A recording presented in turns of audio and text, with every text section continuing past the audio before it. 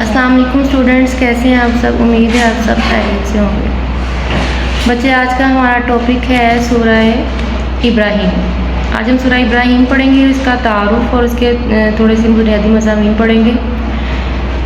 حضرت ابراہیم کے بارے میں زیادہ ذکر ہے اس صورت میں، اس لیے اس کا نام سورہ ابراہیم رکھا گیا ہے۔ حضرت ابراہیم علیہ السلام وہ نبی ہیں جن پر سب سے زیادہ آزمائشیں ہیں۔ آپ جانتے ہیں کہ حضرت ابراہیم علیہ السلام اپنی پوری فیملی کو وہ ویران جگہ پہ چھوڑ کے آئے، جس میں حضرت اسماعیل علیہ السلام بہت چھوٹے سے تھے۔ پھر ان کو اپنے بیٹے کی قربانی کا حکم دیا گیا، یعنی کہ خواب میں دکھایا گیا، اور بہت سے ایسے پھر ان کو آگ میں پھینکا گیا۔ حضرت ابراہیم علیہ السلام کے واقعات جو دیکھیں تو اس سے پتہ چلتا ہے کہ حضرت ابراہیم علیہ السلام پر کتنی آزمائشیں ہیں۔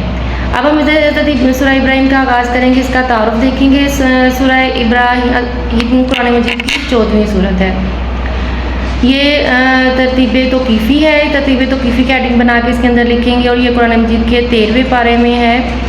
اس سورت کی آیت نمبر 35 میں موجود حضرت ابراہیم علیہ السلام کے نام کی مناسبت سے اس کا نام رکھا گیا ہے۔ اس کے جب بھی ہم کسی سورت کے نام کو پڑھتے ہیں تو اس کی ہم وجہ تسمیہ ہیڈنگ دیتے ہیں، تو اس کی ہیڈنگ بنے گی وجہ تسمیہ، اس کا نام سورہ ابراہیم کیوں ہے۔ آگے ہمارے پاس رکوع کی تعداد آ رہی ہے اور آیات کی تعداد آ رہی ہے، اس کی ہیڈنگز بنائیں گے، ہم اس کے اندر لکھیں گے۔ اور یہ سورت مکہ مکرمہ میں نازل ہوئی، جس کے مقام نزول ہے۔ اہل مکہ ہر قسم کے شرک اور بت پرستی کے باوجود اپنی نسبت حضرت ابراہیم علیہ السلام کی طرف کرتے تھے اور خود کو کیا کہتے تھے؟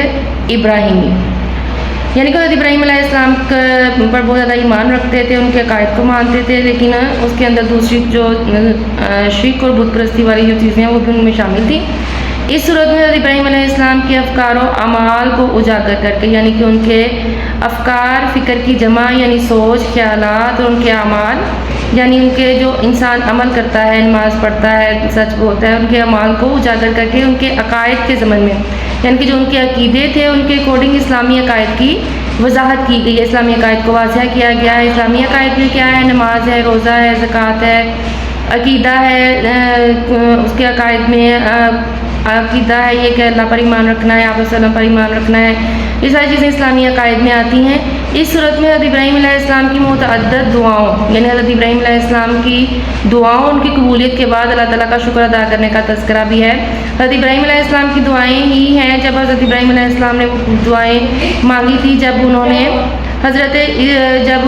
نے پہلی بار دوبارہ تعمیر کیا تھا خانہ کعبہ کو، تو پھر انہوں نے دعائیں مانگی تھی کہ میری اولاد میں سے بھی نیک لوگوں کو پیدا کرنا۔ یہ ساری دعائیں جو تھیں اس کا تذکرہ ہے۔ آگے ہے ہمارے پاس مرکزی موضوع، سورہ ابراہیم کا جو مرکزی موضوع ہے اس میں شرک کی مذمت اور توحید کا اسبات ہے۔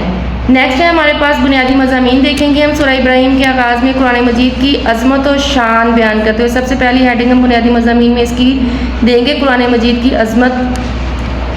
ارشاد فرمایا گیا کہ یہ کتاب کسی انسانی کوششوں کا نتیجہ نہیں، جیسے کہ مشرکین مکہ یا اہل مکہ کہتے تھے کہ آپ صلی اللہ علیہ وسلم نے اس کو خود گڑھ لیا ہے، یا اس کی یہ اللہ تعالیٰ کی طرف سے نازل کردہ نہیں ہے۔ تو سب سے پہلے یہ بتایا گیا ہے کہ یہ قرآن کی عظمت و شان ہے کہ یہ کسی انسانی کوشش کا نتیجہ نہیں ہے، بلکہ یہ اللہ تعالیٰ کی طرف سے نازل کردہ ہے، اور اس کا مقصد کیا ہے؟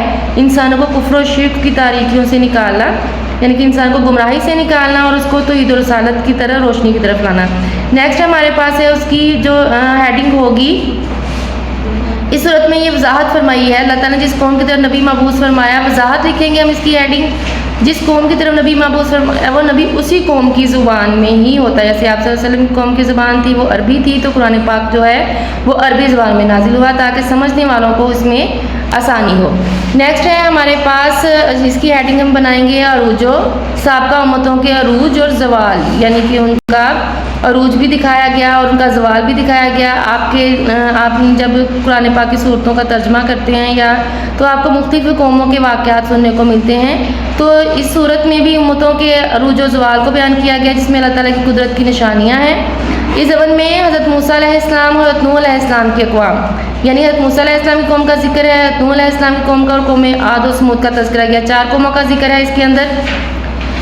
تمام انبیاء کرام علیہ السلام نے توحید اور آخرت پر ایمان لانے، توبہ اور توکل کی دعوت دی، یعنی تمام انبیاء کرام کی جو دعوت تھی وہ سیم تھی، ایک ہی انہوں نے پیغام دیا، آخرت پر ایمان لانے کا پیغام دیا، توبہ کا، توکل کا، لیکن ان اقوام نے انہیں اپنے جیسا انسان ہونے کا طعنہ دیا۔ جیسے آپ صلی اللہ علیہ وآلہ وسلم کے بارے میں بھی کہا گیا کہ آپ تو بشر ہی ہیں، آپ صلی اللہ علیہ وسلم یقیناً بشر ہیں، لیکن وہ اعلیٰ ہیں، سب سے افضل ہیں۔ جو انبیاء کرام ہوتے ہیں وہ انسانوں میں سے ہی چنے جاتے ہیں اور وہ بشر ہی ہوتے ہیں، تو جو لوگ ہوتے ہیں ان کا یہ سب سے پہلا یہ ان کا اعتراض ہوتا ہے کہ جو نبی آیا ہے وہ بشر ہی ہے، یا ہمارے پاس فرشتے آتے تو ہم کسی اور قوم سے کوئی نبی آتا تو پھر ہم اس کو مانتے۔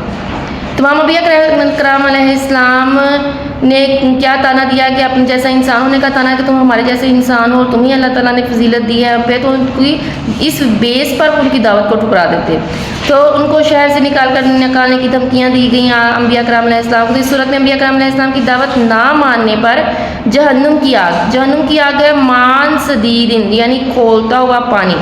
آپ کو پتہ ہے کہ جہنم میں جو جہنمیوں کی خوراک ہوگی وہ کیا ہوگی؟ کھولتا ہوا پانی اور کانٹے دار جھاڑیاں ہوں گی جو ان کے حلق سے مشکل سے گزرے گا، اور موت کی تکلیف طاری ہونے کے باوجود وہ مر نہ سکیں گے، کیونکہ آپ کو پتہ ہے جنت اور جہنم کا جب واضح ہو جائے گا تو جنت اور موت کو ذبح کر دیا جائے گا کہ اے جہنمیوں اب موت نہیں ہے، اور اے جنتیوں اب موت نہیں ہے۔ یہ ہمارا آج تک کا ٹاپک ہے، باقی انشاءاللہ ہم کل دیکھیں گے۔ اللہ حافظ، دعاؤں میں یاد رکھیے گا۔